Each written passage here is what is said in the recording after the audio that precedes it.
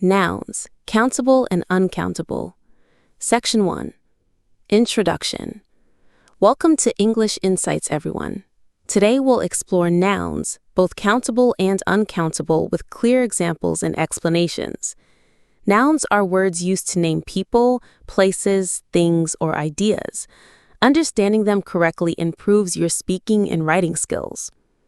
Countable nouns are items you can count individually, like book, pen, or idea. They have singular and plural forms. Uncountable nouns cannot be counted individually, such as water, advice, or information. They are treated as singular nouns always. Knowing whether a noun is countable or uncountable helps you use articles, quantifiers, and numbers correctly in sentences. Section 2. Countable nouns. Countable nouns refer to separate items. You can ask how many to find the quantity of these nouns. Examples include dog, pen, and idea. Each can be singular or plural. One dog, two dogs, many ideas.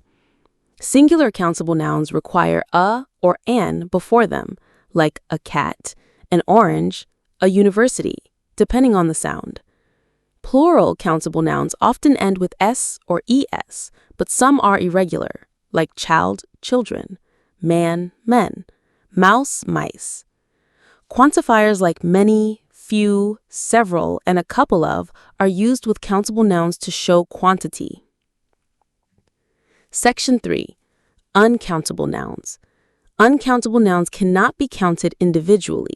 They represent substances, qualities, or abstract ideas like milk, happiness, or knowledge. You cannot say 2 informations or 3 advices. Instead, use quantifiers like some, much, or a piece of. For liquids and powders, we often use measures like a cup of water, a bag of sugar, or a bottle of juice. Abstract nouns such as love, freedom, or education are also uncountable. They do not have plural forms or numbers. Using uncountable nouns correctly helps avoid mistakes with verbs. Always use singular verbs, like the information is useful today. Section 4. Mixed examples and tips. Some nouns can be both countable and uncountable depending on meaning. Example, chicken refers to meat or the animal itself. I bought a chicken, countable, versus I like chicken, uncountable. Context determines how we use articles and verbs. Another example is hair.